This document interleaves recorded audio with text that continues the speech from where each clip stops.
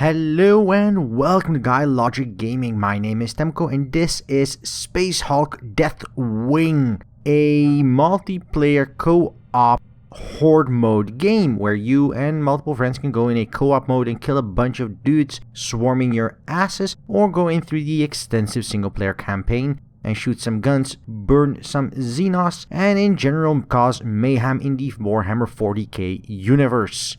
So the question we're going to answer is if it's any good. But before we dive into the actual gameplay, we're going to take a look at the options menu and talk about PC performance. And you might want to stick around for this one and not skip ahead because there are some things to note regarding the PC performance. If we head into the options menu, first things first, we have fully rebindable key bindings. No complaints here at all. Most of the key bindings are as you expect them to be. Nothing really strange here. I have found no reason to rebind most of these. They just do the job. Using left weapon, using the reload on R, and so on and so forth. Pretty much as you'd expect it. You can invert X and Y axis and also change mouse sensitivity, though the default is fine. Audio-wise, there are 4 sliders for master, music, SFX, and voice volume. Overall, no complaints here at all. The music volume is pretty loud. I would turn that down quite a bit compared to some of the other volumes, especially SFX and volume for voice. But the music itself is very ambient and very not 40k at all. And that is a bit of a shame in my opinion. I expected more opera or more classical tunes or more heavy, deep sounds, what you'd expect in the Warhammer 40k universe. This is more of a laid-back, ambient, horror-esque theme. I personally am not a fan of it, though it is not bad in terms of its design and not bad in terms of its implementation. Just not my kind of music I'd enjoy with this kind of game. I feel they could have made a better choice in regards to that. But no complaints in terms of the options at all. If you head over to video, you will have some basic options where you can change your graphics quality, which is basically 4 presets, your resolution, and it has most resolutions you'd expect here. And that is the tricky part here because it only displays those resolutions I can do right here. And that is really weird. I expect more resolutions. But if I head over to windowed or borderless, I can change these further. I'm not sure there's 21:9 support, though I've heard it mentioned that there is, so do check that out for yourself. VSync, motion, blur, and bloom, and a FOV slider goes to 90. I'm not the greatest fan of just 90, I'd like a little bit higher, but 90 is fine. Then we have some resolution scaling, where you can tone down the scale of the resolution being rendered.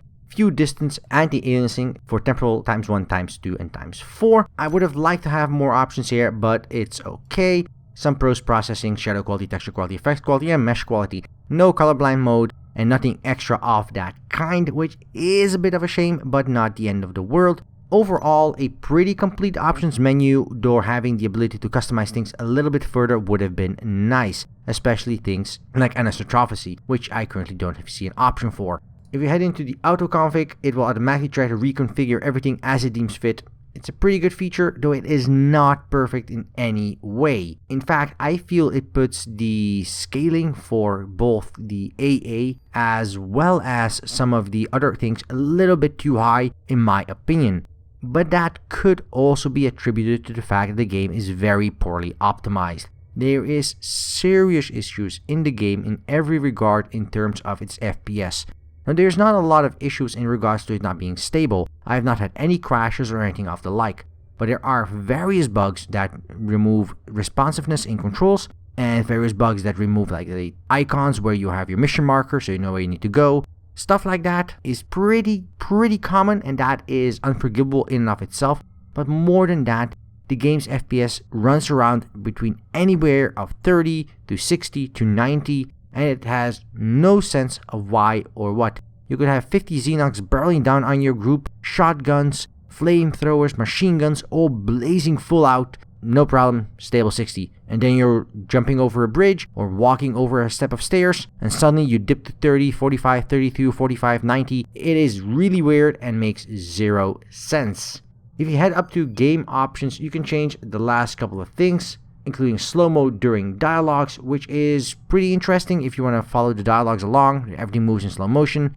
I've turned it off because I saw no reason for that. And you can change the amount of head bob you want during movement, which I've put to low because it made me nauseous. You can change your difficulty setting here, and as well the torchlight which you want it to be. pretty much what you'd expect in terms of options. Now, it is a true shame for the performance and various bugs that are currently in the game. That is not really forgivable, and currently on Steam the game is getting hammered because exactly for those reasons. Because as it stands, this is a horde mode game, much like in the vein of Vermintide, much like in the vein of other games like this, just set in the Warhammer 40k universe, and from all onsets, it is a very well put together game in design as well as gameplay. But sadly, it is being massively hampered by both the netcode that had massive issues, the unresponsive controls that will just bug out, markers not displaying for players, or in general some other various bugs like mobs glitching out or ammo not being able to reset, or there are so many of these minor bugs that all combined make for a big pile of poop,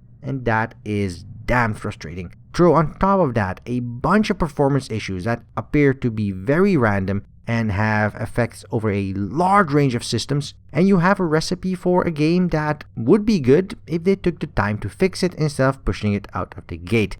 And that is a damn shame. But enough on that, let's go ahead and dive into the gameplay and show you a little bit of the single player campaign. The single player campaign and the multiplayer co-op mode mostly play the same, except in the multiplayer mode you have competent people hopefully, or some friends, and in the single player mode you have a bunch of brain dead AI. So going into the gameplay, let's first talk a little bit about the AI and how it performs, because most of the campaign you'll be playing with 2 AI companions in your party, and some of the frustration I have with this title is directly related to how they function compared to you. So your AI companions mostly just follow you around and follow commands. You can give them quick commands using the space bar, and you can switch between them based on who you want to give the command to. And one of them is a healer and the other is a machine gunner, and you can switch them around and give them different roles and abilities and weapons and stuff like that. Overall, no complaints in terms of the way they do aiming, target prioritization, the way they track and follow you. All of that is pretty well put together. I have no complaints on that. But most of my complaints come from the fact that the game really wants you to take direct control over your companions. And that's less of an AI issue and more of a gameplay design choice. For example, one of the AI companions is a medic. He has a couple of charges of healing, and he can use that healing only when you give him a command to do so, which boils down to the fact that if you're in the middle of combat and you want to heal your ally, you have to manually give that command. You can't set up a trigger saying when he hits 10% heal him or anything of the sort. You have to manually heal every action.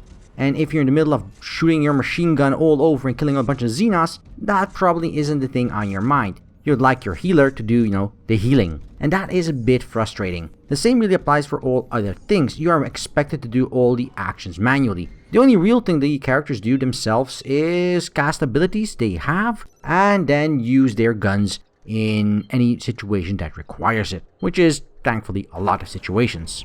When you're playing the co-op mode versus the single player mode, some of the issues you might have with brain dead AI companions will be swiftly forgotten when you have multiple players all working together to solve a map. It is infinitely more interesting to play this game in co-op mode in my opinion, even though the AI and the game with single player are not bad at all. It is a very enjoyable experience. Moving away from the AI companions, let's talk a little bit about the level design and the gameplay, because there's 2 major issues I have with level design here. One is that the game delights in having you traverse back and forth across the same map. One part padding of the levels and the other part forcing you through various spawn points where the Xenos will spawn and you can blow them to hell. While blowing Xenos to hell is tremendous fun, it does get a little bit tedious when you have to cross the same spawn point the 3rd or 4th time and face the same type of Xenos for the 3rd or 4th time. Not phenomenal, even though it is still always fun to use your lightning strike and make them barbecued bits of flesh, or switch to a flamethrower, or use a massive machine gun, or anything of the sort. That does remain very enjoyable at all times. Another part that I do enjoy in this game, and that's something that I really did not like about Vermintide, or other games like Left 4 Dead, is that in the massive cluster of large bodies and piles of zombies, or piles of undead, or piles of vermin, or in this case, piles of whatever the hell these things might be, is that you lose track of what is going on. You have a big pile of corpses, lots of blood effects going around, lots of ragdolling, and you sort of lose track of what is alive and what isn't and what is still shooting at you. Using the right mouse button, you can switch to a sort of thermal mode, and that lets you see targets that are still moving, which is pretty good. It allows you to focus on the ones that are actually dealing the damage, and not just flay around you like a chicken that has no head left. The levels in the game are designed in a bunch of tunnels with various big chambers crisscrossed in between them in different segments. This means that there's a lot of choke effect going on when there is a spawn point. So when you are in a room and there are 2 or 3 spawn points in that room, based on where you're positioned, 9 out of 10 times, you force the enemies into a corridor at you. And they'll often try to flank you and they'll move around, and that is a pretty good thing. Because where I have some complaints in regards to the horde mode AI in general, which is part of the game and that is the way it should be, the AI does take a few extra moments to move ahead and sort of have a same-mindedness to it, that it sort of tries to flank you, and so on and so forth. Because that allows the AI to be a little bit smarter and more interesting as opposed to just rushing you, which is very, very good. Now from a story and lore perspective, that too is covered because the creatures you're facing have a hive mind, so they all can communicate without having or seen each other, which does fit with the fact that you'll suddenly be flanked by something that should never know you're there, because it wasn't there to see the guy you were sniping from a distance. But because they have a hive mind, he knows, and that is fine. The second part of the game is that it delights in having you hold a position, which is a staple of these types of games, but is not something I generally enjoy, because whereas moving through corridors and roaming through like a derelict spaceship or through a cathedral or something similar is very enjoyable because you go from room to room and scene to scene, and you'll be visiting all these various cool vistas and locations and all these very cool gothic 40k chambers. From a design standpoint, this game does a very good job. And then it gives you a position to hold, and all you'll be doing is staring at a progress bar on top of your screen, waiting for enemies to charge and swarm you, hopefully not kill you, and then you move on to the next chamber. I would have liked if there was more roaming and more repositioning during these stages, instead of just holding a room and then moving to the next room on the other side of the map.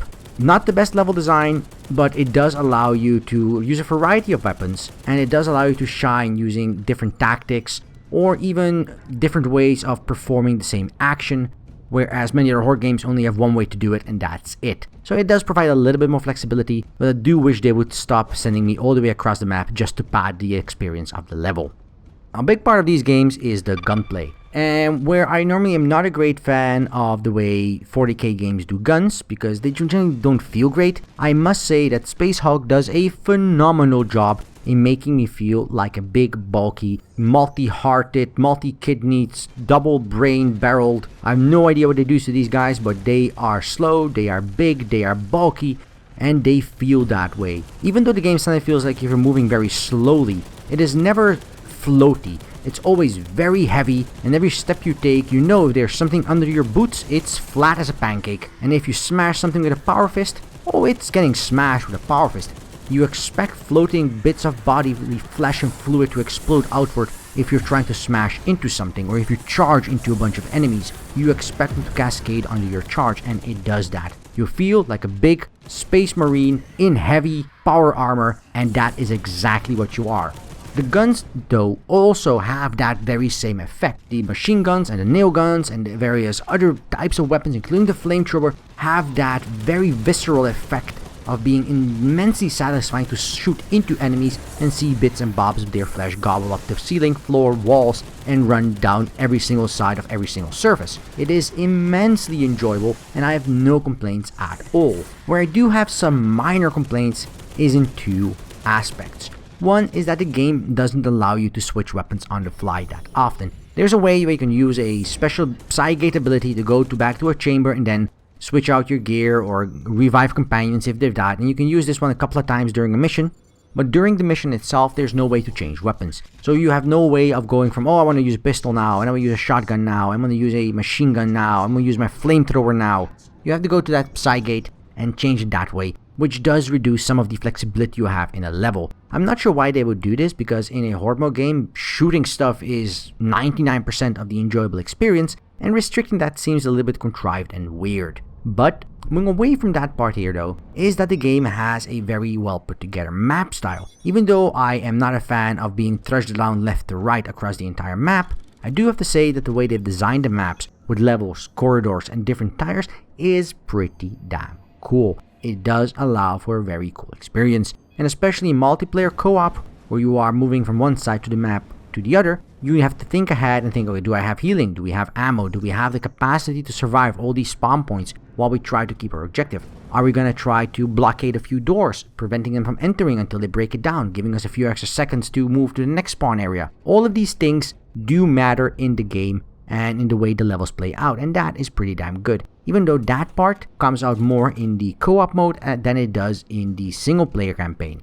There's also some collectibles and stuff like that, and though I'm never a fan of these things, they are in the game. You can collect them if you like, and you can see them on a special screen for that. Each map has a couple, and you are scored on these, and depending on your score at the end of a level, you get a bunch of points where you can upgrade your skills. Now, one part of these skills is that I really enjoy is that you'll never have enough points to fully max out all the skill trees. You are forced to pick and choose. And while an undead may seem frustrating in the single player experience, it does allow the player to have more control and more identity with his or her character instead of ending up with just being a jack of all trades, even though you're a master of every single one of them. Something that Skyrim, for example, does do, and this game doesn't. It says you have these points, you can spend them on whatever you like. If you want to be a flaming, lightning throwing, fire tornado bombing dude, or if you want to be the guy that walks into a bunch of Xenos and stands his ground while absorbing all the damage. That is up to you. You can play different characters, you can switch between loadouts from the heavy to the apothecary to the librarian. There is some options here and variety here you can experience with, and that does allow for a bit more fluidity in gameplay, but again, you can only change them when you are in that Psygate area or when you're changing mission, and that is a bit of a shame because it would have been nice to have a bit more flexibility during gameplay for that.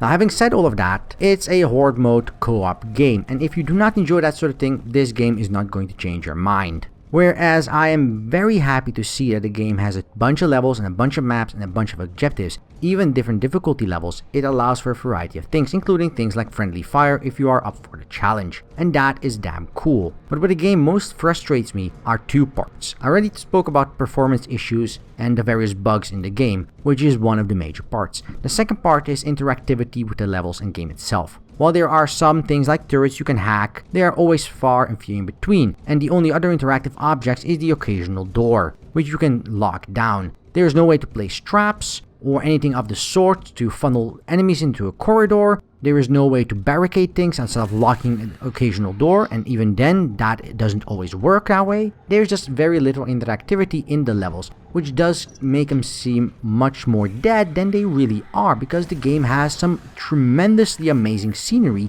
everywhere, but it just doesn't use it that well in my opinion. The same really goes for things like spawn points and locations the enemies swarm out of, where they are pretty good at obfuscating where the enemies come from by things like sewage tunnels and little holes in the wall or holes in the floor or ceiling. You can still tell and notice that the enemies always congregate from very specific points, or even in some situations they spawn out of mid-air. On multiple occasions now, I've experienced an enemy just popping up into existence right in front of me where it should never have been, and that I feel is not as good. The variety of enemies is what you'd expect for a horde game. Different levels have different enemies, and each enemy has different styles. You have your melee dudes, small ones, you have your big melee dudes, you have your jumping melee dudes, you have your ranged machine gunners, your ranged missile launchers, and so on and so forth. The enemy variety is pretty decent, even though their AI doesn't behave much different, which again does fit very well with the story, but isn't as fun from a gameplay experience. One thing though that does annoy me to no end is the inclusion of a sort of auto-aim corrective mode. And while on one end I do understand why they would do this, especially with the massive hordes of enemies making it very impossible to see exactly what is going on at any given time, it's still not as good as having full control over what you're doing. If I want to shoot my machine gun into a horde of enemies charging at me and I can't aim, well, that's fine. Let it be, but don't force my cursor into locations where the enemy goes and shines and runs around just because you think that will be easier for me. And there's also no way to turn this auto aim off, which is really frustrating. Away from the gunplay, you have a bunch of abilities, a bunch of actions, and the way damage works. Your abilities mostly do a variety of things. Some parts are damage, other parts are healing, and other parts are buffs and AoE things like pushing enemies away, or making sure you take less damage. You have your main combat weapon and you have a secondary, which could be something like a sword or your power glove or something like that.